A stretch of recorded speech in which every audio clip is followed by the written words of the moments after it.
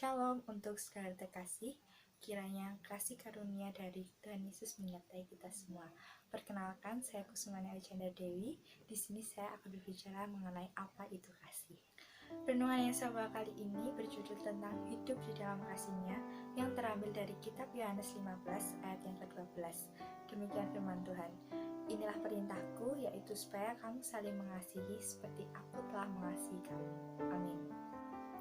Saudara yang terkasih, berbicara mengenai kasih tidak lepas dari apa yang Tuhan ajarkan kepada kita. Kasih adalah alasan yang menggerakkan kita untuk bertindak. Kasih mengalir dari sukacita mengenal Allah dan menaati Dia. Kasih itu sendiri berasal dari Allah, karena Allah adalah kasih. Dalam kehidupan sehari-hari, kita harus selalu memancarkan kasih, mengasihi sesama, orang tua, terlebih mengasihi Tuhan Yesus Kristus, sebagaimana kekristenan itu identik dengan kasih. Dalam Injil Matius 22 ayat 37-40, yang demikian firman Tuhan, jawab Yesus kepadanya, kasihilah Tuhan Allahmu dengan segenap hatimu, dan dengan segenap jiwamu, dan dengan segenap akal budimu. Itulah hukum yang terutama dan yang pertama. Dan hukum yang kedua yang sama dengan itu ialah kasihilah sama manusia seperti dirimu sendiri. Pada kedua hukum inilah tergantung seluruh hukum Taurat dan kitab para nabi. Amin. Jadi kita hidup di dunia ini harus saling mengasihi.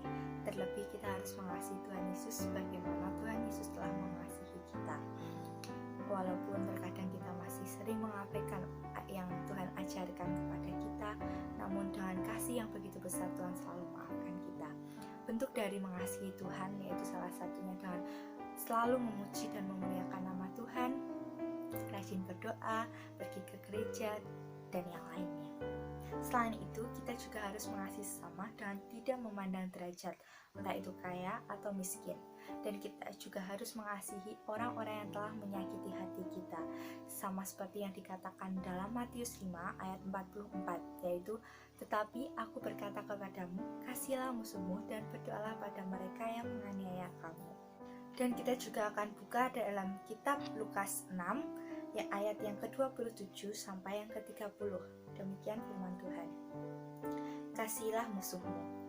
Tetapi kepada kamu yang mendengarkan aku berkata, kasihilah musuhmu, berbuatlah baik kepada orang yang membenci kamu, mintalah berkat bagi orang yang mengutuk kamu, berdoalah bagi orang yang mencaci kamu. Barang siapa menampar pipimu yang satu, berikanlah juga kepadanya pipimu yang lain. Dan barang siapa yang mengambil jubahmu, biarkan juga ia mengambil bajumu. Berilah kepada setiap orang yang meminta kepadamu, dan janganlah meminta kembali kepada orang yang mengambil kepunyaanmu. Dan sebagaimana kamu hendaki supaya orang berbuat kepadamu, berbuatlah juga demikian kepada mereka. Dan jikalau kamu mengasihi orang yang mengasihi kamu, apakah jasamu? Karena orang-orang berdosa pun mengasihi juga orang-orang yang mengasihi mereka. Demikian firman Tuhan.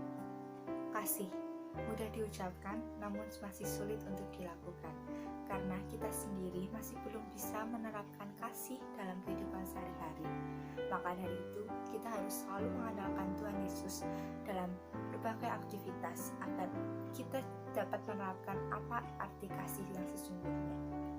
Jadi inti renungan yang saya bawakan kali ini yaitu kita hidup di dunia ini sebagai anak-anak Allah harus selalu mengajarkan dan menebarkan kasih kepada sesama kita, terlebih kasih Tuhan Yesus Kristus kepada kita. Di dalam keadaan apapun dan dimanapun kita berada, kita harus selalu menerapkan apa itu arti kasih yang sebenarnya. Kiranya kasih karunia dari Allah Bapa kita dan dari Tuhan Yesus Kristus senantiasa menyertai kita dari saat ini sampai selama-lamanya. Tuhan Yesus memberkati. Amin. Terima kasih.